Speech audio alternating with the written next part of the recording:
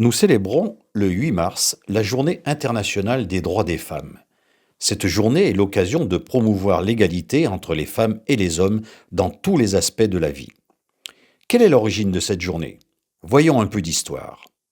Conformément à une déclaration du Parti socialiste américain, la première journée nationale des femmes est célébrée sur l'ensemble du territoire des États-Unis d'Amérique le dimanche 28 février 1909. À la suite d'une proposition de Clara Zetkin en août 1910 à Copenhague, l'Internationale socialiste des femmes célèbre le 19 mars 1911 la première journée internationale des femmes. Elle revendique le droit de vote des femmes, le droit au travail et la fin des discriminations au travail. Mais c'est la Russie soviétique qui est le premier pays à l'officialiser en 1921 et en faisant un jour férié.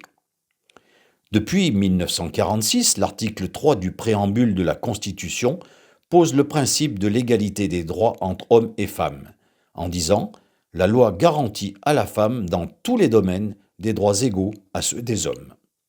Et puis c'est finalement en 1977 que les Nations Unies officialisent la journée, invitant tous les pays de la planète à célébrer une journée en faveur du droit des femmes.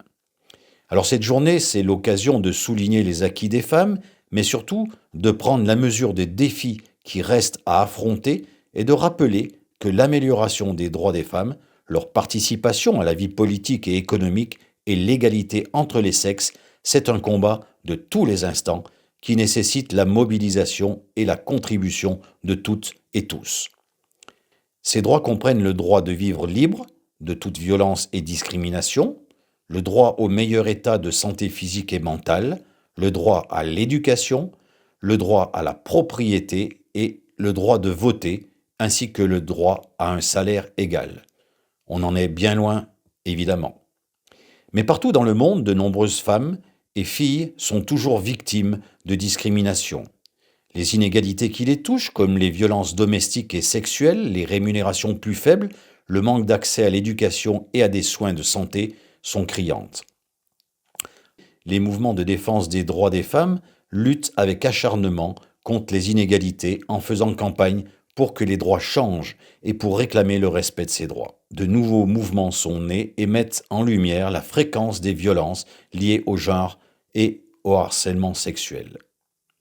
Certaines militantes, d'ailleurs, dénoncent une journée de la femme qui mettrait à l'honneur un soi-disant idéal féminin et elles souhaitent une journée de mobilisation pour rappeler que l'égalité femmes-hommes reste encore une priorité.